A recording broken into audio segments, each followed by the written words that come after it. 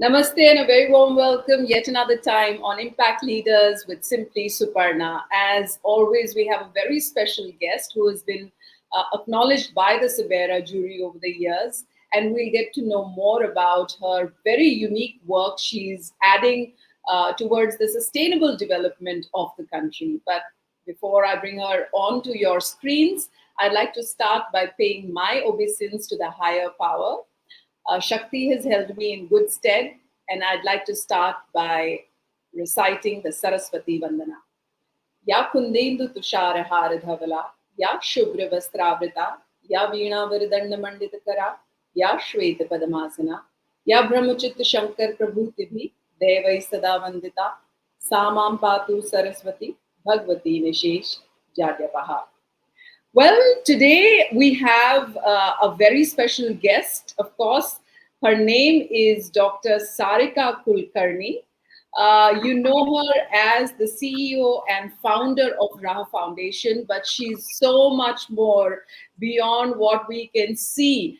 And that's the reason why we'd like to get to know her more, to inspire all those who want to be able to contribute towards the development of our beautiful country. Sarika, thank you so much for taking the time for being here with us.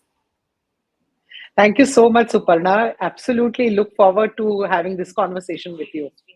You've had an incredible journey, Sarika. You know, you started out as a professional, then enjoying your motherhood, turning into an entrepreneur, creating jobs, and then founding a social enterprise.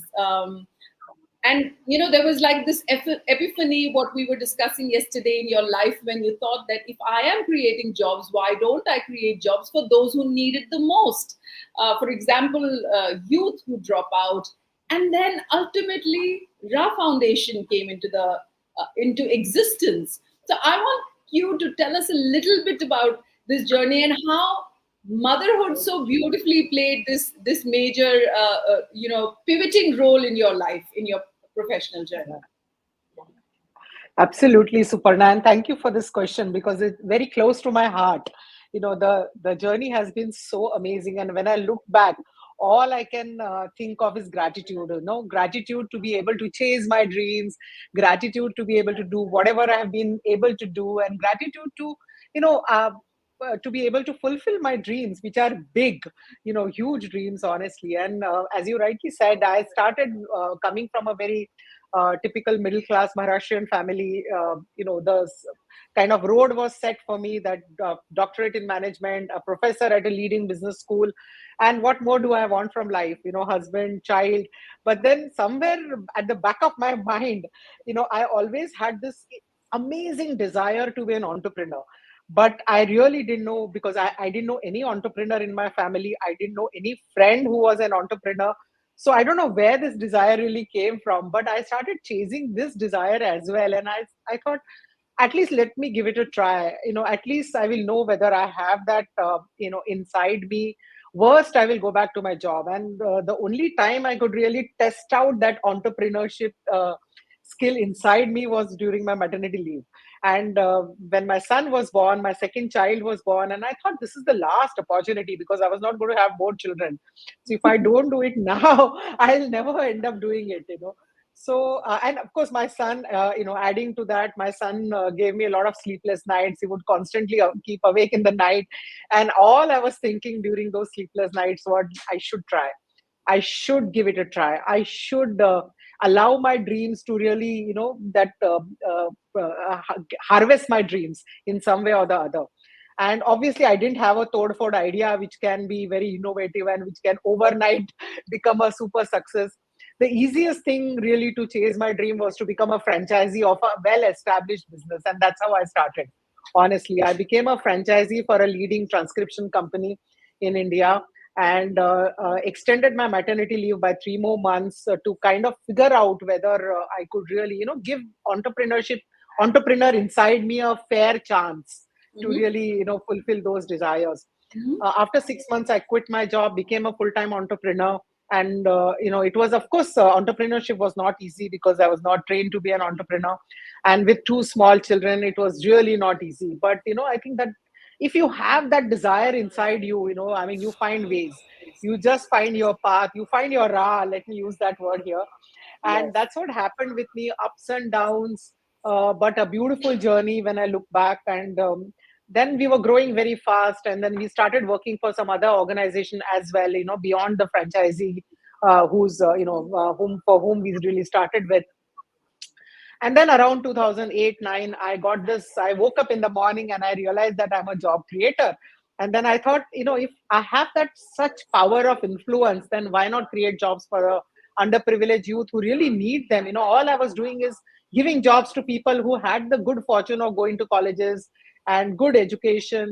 So let me tweak the model and figure out if I can provide this opportunity to the youth who was not that fortunate.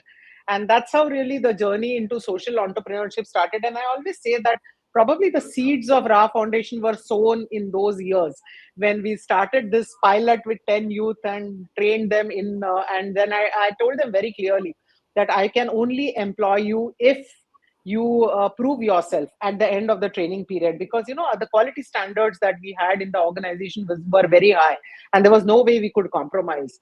And that's how the journey really started. And after 6 months, I was, of course, they were late starters. The first month was everybody, I told you so, it's not going to work, I told you so. And so I had all to listen to all of those, but I kept my faith going, and I kept my faith in them, in my decision. And and at the end of the 6 months, I could recruit everybody proved themselves, and they were so amazing. They valued the opportunity that I created for them, and importantly, because they valued the opportunity, they kind of owned up all that was given to them. And Mhm. soon they became role models for their community, for their families. They would come to me and say, I advised my cousin today because she had dropped out of school and now she wants to know how she can be like me. And I Yeah. would cry every time they would come with all these stories. They would come to me with a box of sweets that my house was falling apart and I just repaired it, and I would cry. And after some time, I realized that this is what I want to do. And then, of course, Yeah. I took another cohort and another cohort, stopped looking at the balance sheet, stopped looking at the ROIs, and chasing SROI, the social return on investment. My CFO started complaining. And then I realized that if this is what I want to do for the rest of my life, this is what I enjoy. And those became my dreams. I started again dreaming about doing more of that. And I said, this is the time I should really exit a for profit entity and look at spending the rest of my life in development sector. And as they say, अगर कोई शिद्दत से चीज चाहो तो पूरी कायनात जुड़ जाती है. And nature heard me, and I got bought out by a very large organization based out of US, and I had a very successful exit. And then immediately within few months, I started RAAH Foundation, and I called it RAAH because all I did was showed a RAAH to these youth, showed them a path. They found their own destination. They decided their own journey. So I think that RAAH is very important. So that's how, You make it that's sound so simple, and I'm sure it is not as simple as you're trying to make it sound.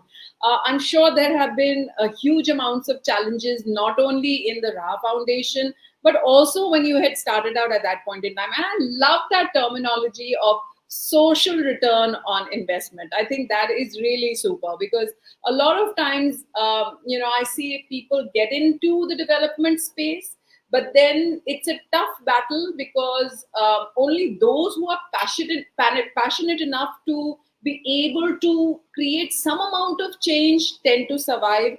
Otherwise, with all the obstacles that come in every time you look at the balance sheets, etc., it can be morose for a lot of people. So it's only if you are yeah. really driven by that passion. So I want to know about that passion and that passionate side of yours. How is it that you actually identified this very neglected community, in terms of emancipating them, in terms of I don't think many entrepreneurs have actually thought of working with native individuals, with tribals, etc. And we hardly know anything about them, let alone work with them. Yeah, yeah, absolutely. No, it actually, again, I think that innate desire that you have, that makes you find ways. That has been my belief. And I keep on telling people that if you want to do something, just go for it. I mean, nature will help you. And that's exactly what happened actually. And we started RAAH Foundation, but again, I don't come from development sector. I had no clue what development sector was all about, how to conceptualize programs, how to implement programs. I had absolutely no idea. And of course, what I did was I reached out to people and got self incubated ourselves, visited a lot of organizations across the country, saw how these programs were built and developed and implemented, and things like that. Got mentored by some amazing people. And by the time all this was going on, we were also getting our compliances in place. And then a friend of mine told me that, oh, the rains have started and we have some amazing waterfalls around Mumbai. Why don't we go and visit them? And I said, yeah, fantastic, let's go. And we actually went to see a waterfall. And it was a beautiful waterfall. After a fascinating day at the waterfall, on the way back, all I see is women and girls walking with pots on their head. And I found it was very ironic, and it was a big irony that there's so much water, and why there seems to be so much water scarcity. I mean, in one place, how do you have both? Water scarcity and water surplus cannot coexist, but it did coexisted in that particular location. This is about 150 kilometers off Mumbai. And those scenes that I saw were very disturbing, and I went back again after a couple of days to actually deep dive into the problem, that why were these women walking. And then when I was having a conversation, they told me that even their grandmothers were walking, or maybe their great grandmothers were also walking. They were like, they kind of dismissed. They said, this is our life, we have to walk, because my mother walked, my grandmother walked. And one of the women said that, I think even my daughter, I'm making her walk with me, because I think she will also have to walk for water. And this was very disturbing, because I realized this was a centuries old problem, unsolved. And then on the other side, I could see some development. Government had done some interventions. There were a lot of other organizations who were doing things. Yet why this problem was still existing, I mean, it was very disturbing. And of course, being a doctorate, being a faculty with a business school, being a researcher at heart, we decided to deep dive and do a research on this. And then a couple of things, of course, emerged. One is, of course, the basic hydrogeology of the area. Water just slips away because it's all compact basalt rock, nothing percolates. The second problem was very supply side approach, where the focus was on building these rainwater harvesting structures and not regulating the demand. And what used to happen was that once water was available, there was a massive abuse of water. And within a couple of years, the community would again slip into the same situation where they started from. So it was very important that the demand is regulated and there was a focus and grip on demand. So that was the second problem we saw. And the third problem, of course, that we realized was that, see, water has multiple uses, and you cannot have one structure providing one water structure really, satisfying all the uses. Like, for example, human drinking is one need. Cattle drinking is a big need. Sanitation and hygiene is third big need, and agriculture is the fourth need. We cannot have one water structure satiating all the needs. So you need to have different structures and map structures with water need, and then create a demand and do a lot of demand side analysis, that how will this water demand across these four needs look for next 10 years. So we started doing that, take a 10-year approach, do a lot of demand side mathematics. It's a huge mathematics, like calculating a lot of maths, and then go figure out what are the existing supply sources which are available. Can we augment them to really meet that 10-year demand? Do we need to build more structures? So there's a lot of research and a lot of work goes into before we really start. So with all this research, RAAH Foundation again has had a very interesting journey. We started as a philanthropic organization funding solutions, because once we saw this problem, once our research was on the table, we realized that it was important to find a solution which was not only sustainable, but which was also replicable and scalable. So we decided to fund solutions. So we identified some organizations, we funded solutions.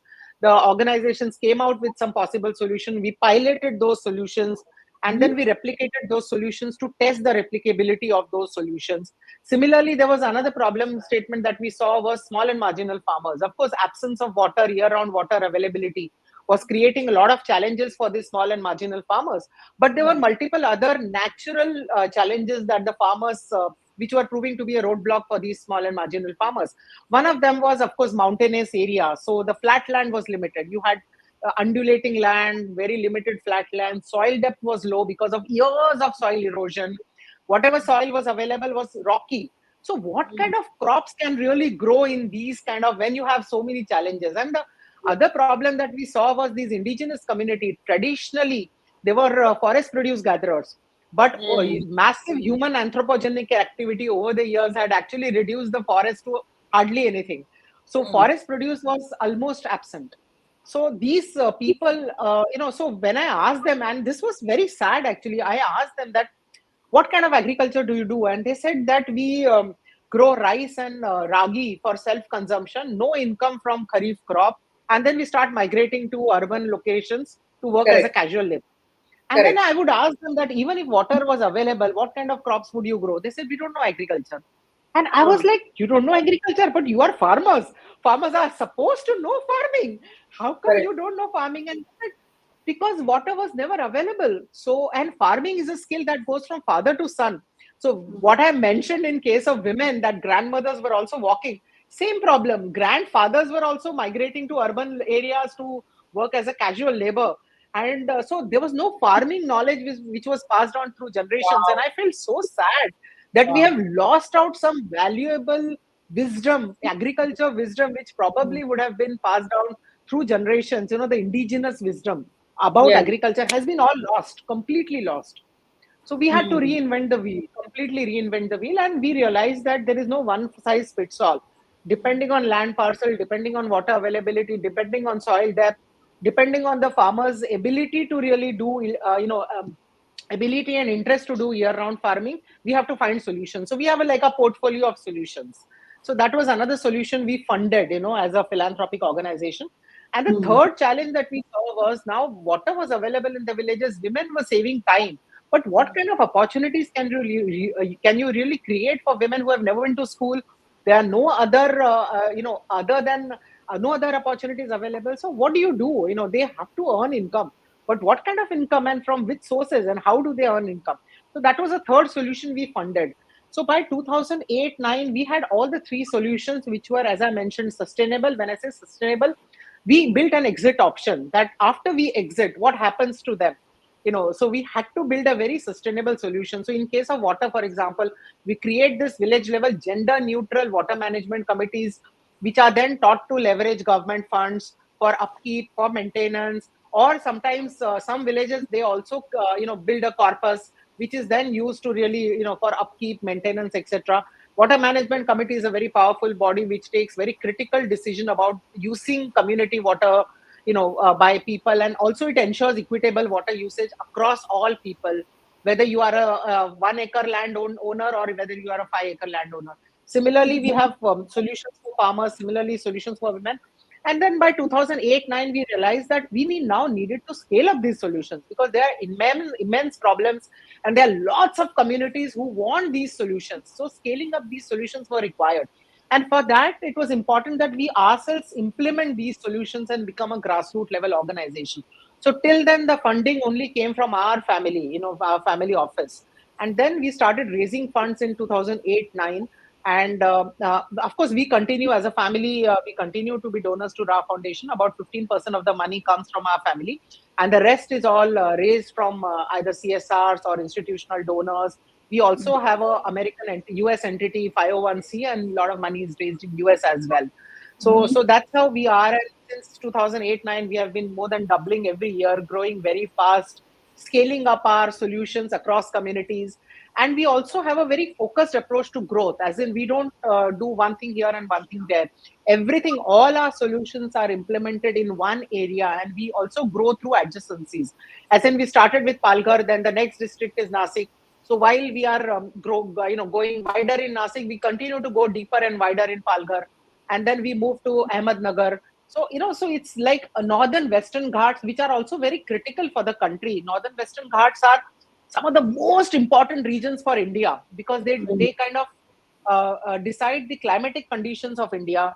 Some of the very important rivers originate in northern Western Ghats, including Godavari and Krishna.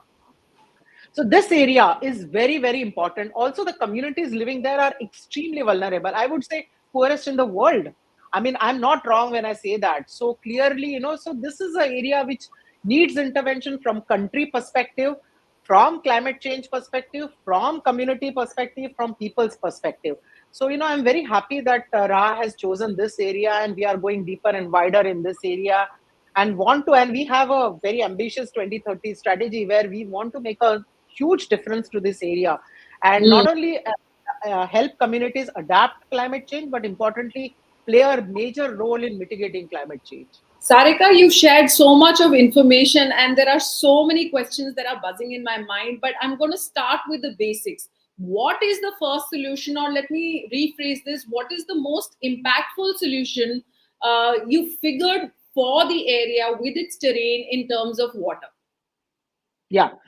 So, so what we do is that we work on both surface water and groundwater table improvement, because both are equally required. So one is, of course, for surface water, catch every drop where it falls and when it falls. So, so multiple water sources. So we have check dams, we have open wells, we have ponds, we work on streams, we work on rejuvenating springs. We work, so there are like ponds are multiple sizes ponds, small ponds, large ponds, super large ponds. So we work on all sizes. So that's like trying to catch every drop where it falls. And then, of course, improving groundwater table by building recharge structures through rooftop rainwater harvesting. So multiple solutions, across board. And there are lots of these bore wells, or, bore wells they're really bad because they suck up the aquifer. Aquifers are these small water bodies built over the years, which are deep into the ground. And when you actually do a bore well, it actually draws water from those aquifers and sucks it dry. Within couple of months or couple of years, bore wells are completely dry and defunct. So we are also trying to rejuvenate these bore wells. So we build a, kind of a recharge structure around the bore well, and we are rejuvenating bore wells. That's another big ambitious program that we have within RAAH. So, so idea is that how do you create year-round water availability for all your needs? And that's when we call the water secure communities. And with this intervention, has that traditional way of life in terms of farming come back to a little extent? Absolutely, Suparna. For us, we are very big on impact measurement. We are, coming from a for-profit business. As I mentioned, SROI, social return on investment, is the key for us. So one of the long-term impacts that we actually measure is whether the community is practicing their indigenous culture more because of what we are doing. This is a cultural heritage. Indigenous communities and native people, they are very important for as a cultural, they are our cultural heritage, and Correct. Their practices, their art, dance forms, everything, their beliefs, they are part of our cultural heritage. And what was happening was, because of water scarcity, they were all moving out of the village. And obviously, when you are migrating to work as a casual labor, women and children are left behind. I mean, you cannot expect them to really be culturally focused or practice their culture with that much vigor. But now, because the people are staying together, the communities are all staying together, families are living together, their propensity to practice their culture has improved. And that is one of the key parameters that we measure when we are talking about water. To answer your question, absolutely. I mean, they are not only leading a happy life together, but they're focusing more on children, focusing more on village development, focusing more on practicing their culture. So, I mean, all these changes I have seen, I mean, happening in the village, and it gives, And agriculture as well. Agriculture as well. Yes. absolutely. So, income from agriculture, income from women businesses, water availability for all needs, and better children, malnourishment, focus on, because the mothers are available to take care of children. I cannot claim any impact on malnourishment, but we can see children are growing up happily, at least happily, because we don't work on nutrition. So I cannot talk about that. There is a phrase that you say, change without charity. Is something like that? Yes. What do you mean Yes. by that? Yeah, absolutely. So we are completely against distributing anything free of cost, because we realize that, you know um, this is not this is their problem, and the community's participation is extremely important if we want sustainability built into the program. And the ownership can only come when they have skin in the game. And how do you ensure skin in the game? Skin in the game can only come when either they contribute in labor when we are building our water programs, or they contribute in some cash contribution comes from them, either as an enrollment income or as a returnable grant. So for everything we do, we expect community to participate. And if the community is not willing to participate, and it's not like a major contribution we are expecting, it's like a small contribution, but we think it is very important, because I think subsidies and distributing everything free of cost has done more damage to the I hear communities you, than and I anything else. couldn't agree more with you, because there is a sense of ownership when they're involved in its building, and that sense of ownership ensures the maintenance, ensures that this will carry forward, ensures that future generations are also involved in this. Absolutely. And they are so excited about all the capacity building programs that we do. Otherwise, it's not mere attendance that, okay, they are doing something, let's go and see what it is. It is Yeah, not. It is that they come with that desire to learn, because they know that they have paid for it, because they know that this is their solution, you know. So, the and also impact is enormous. you mentioned about the social enterprise as well. I mean, this Yes, is stemming yes, from this itself, I guess, in terms yes. of making micro entrepreneurs, maybe so to speak, with women, with their art and craft, etc. Tell us a little bit about that. Yeah, sure. So the whole it started because, when we started working there, the Varli art actually originates in this area. These tribals, and Varli art is actually, Suparna, very fascinating. It's a form of cave art. So Oh, it's centuries old, and it is just going from generation to generation, passed down through generations. And initially they used to paint on their huts, make it, decorate their huts with this Varli art. And Varli art is this geometric figures, which talk about daily life of these tribal communities. So, so it's about, what they do in a day. So, so they use these geometrical figures. So yeah.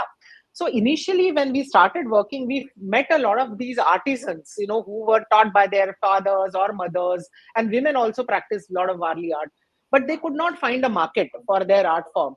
And they didn't understand what the consumer really wanted from this art form, and they would just paint something, try and sell it in the market. And obviously, very few buyers, they didn't know where the buyers were, they didn't know what the buyers wanted. So initially, I started kind of, getting my friends who had a better design sense. I'm not a designer at all, so better design sense, to come and talk to the artisans and tell them what, how they can tweak their designs, or got it. how they could probably paint on a cloth, and that cloth can become a tray, and then the tray will have a better market. So it Right. all started like that, and then I realized that they cannot come and sell. I mean, you have to help them become an intermediary where artisans make and then you sell. Because, so initially it honestly started as a hobby. I would just Mm. call a few friends over coffee and, display the products, and they would buy, and then I would go and give the income. But then more and more artisans started approaching me that, okay, please help us sell, please help us sell. And that's how it started. And then I realized that you need a proper business structure to really do this. And then RAAH Creative Designs was born to actually start supporting artisans. And it has come in very handy, because, we have this product based livelihood for women, where women are making quilts and things like that. And RCD actually helps sell them these products. We have a very interesting program on textile waste upcycling. So Mumbai generates a lot of textile waste, fabric waste, which Right. otherwise would have gone to landfills. So we actually Right. take up all these textile waste. And through Right. your channel, I would also like to request whoever has textile waste, don't send it to landfill, send it to us. We need a lot of these waste, Wow. fabric waste, because our women use this fabric waste and make mats. And then RCD team kind of designs these mats, buys them, and sells it in the market. So we have a Super. very different team which sits in different office, because we have designers, we have merchandisers, we have production in charge. So that's how Wow. it works. And then subsequently we realized that, when farming, actually we have a large turmeric cohort, farmers growing turmeric. So we realized that, they can get good income if we process the turmeric. And again, for processing, etc., a lot of things cannot be done under a non-profit structure. So you Right. need a kind of a company or a for-profit structure to do a lot of these value addition or Correct. market linkages. So Correct. that's where really the RCD comes in handy. So that's Super. what There we is do. So so it's much. like I end to think end. you are doing both from a non-profit perspective as well as from a social enterprise perspective. I'm sure there's a lot of information that people can learn from, who are on this journey or on this path. But if there is somebody who would like to volunteer, or if there's someone as an organization or as an individual who would like to contribute, whatever way they can, what are the opportunities that you provide? Or Yeah, are there any? absolutely. So, yeah, there are lots. I mean, I think we cannot do without people. We want people. It's such an ambitious program that we have. So, we want people to tell us that you are doing things right. We want people to come and tell us that this is not the way to do it. We want people who can connect us with, so I actually, to be, I use three words that we need three types of people.